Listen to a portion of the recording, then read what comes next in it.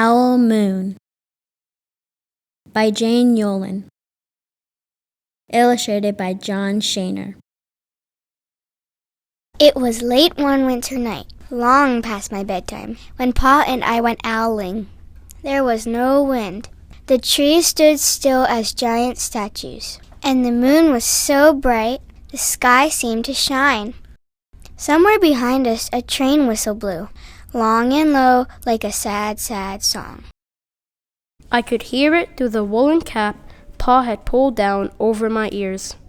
A farm dog answered the train, and then a second dog joined in.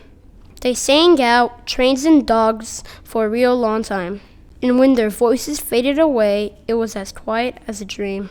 We walked on toward the woods, Pa and I. Our feet crunched over the crisp snow, and little gray footprints followed us. Pa made a long shadow, but mine was short and round.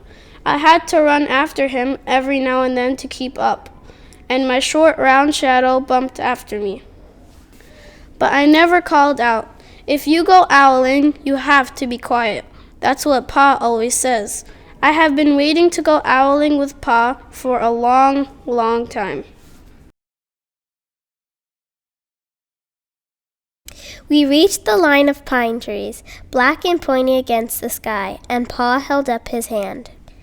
I stopped right where I was and waited. He looked up as if searching the stars, as if reading a map up there. The moon made his face into a silver mast.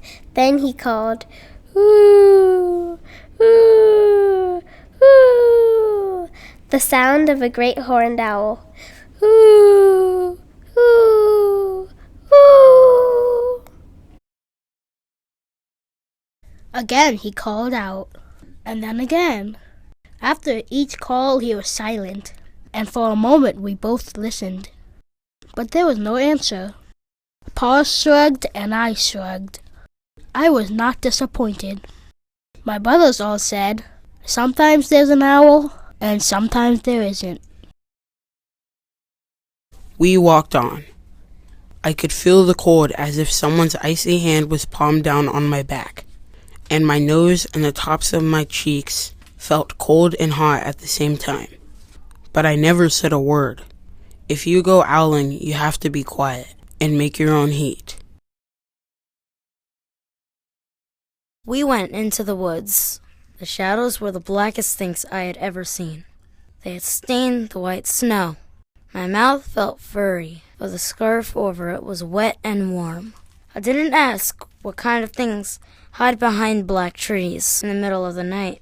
When you go owling, you have to be brave. Then we came to a clearing in the dark woods. The moon was high above us. It seemed to fit exactly over the center of the clearing, and the snow below it was whiter than the milk in a cereal bowl. I sighed, and Pa held up his hand at the sound. I put my mittens over the scarf over my mouth and listened hard, and then Pa called, "Hoo, hoo, hoo, hoo, hoo, hoo, hoo, hoo, hoo, hoo, hoo, hoo."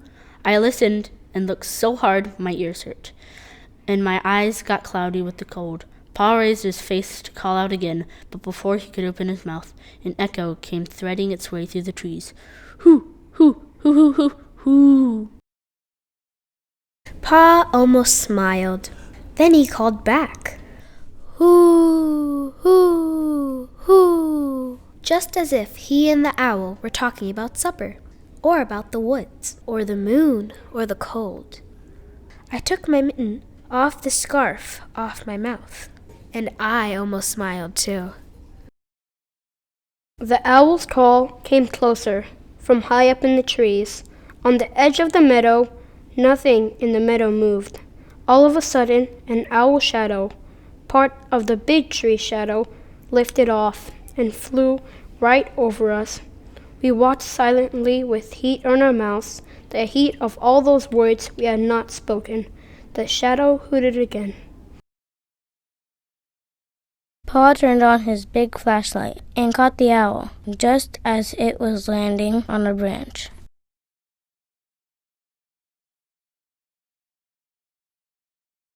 For 1 minute, 3 minutes, maybe even 100 minutes, we stared at one another.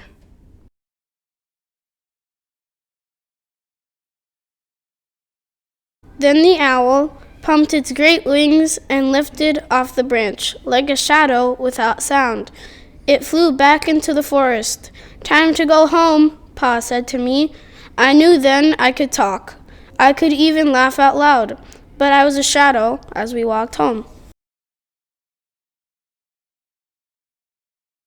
When you go owling, you don't need words or warm or anything but hope. That's what Pa says. The kind of hope that flies on silent wings under a shining owl moon.